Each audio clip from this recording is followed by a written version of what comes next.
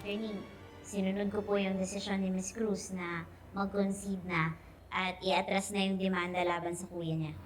Pwede magtanong, Atty. Lilet. Ano po yun? Do you consider this case a loss? Not necessarily, Attorney. Maaring nawalan nga ng lupa si Miss Cruz, pero hindi naman nawala yung pamilya niya sa kanya. Sinalba niya yung pamilya niya at yung relasyon niya sa mga kapatid niya. Alam mo, Atty. Lilet, sa mga kasong kamukha ng land disputes, kuminsan hindi ito tungkol sa pagkukuha ng lupa.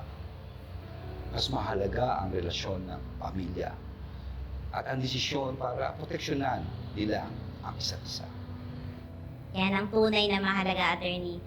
Ang magandang samahan ng pamilya at ng magkakapatid kaysa sa kahit anumang piraso ng lupa.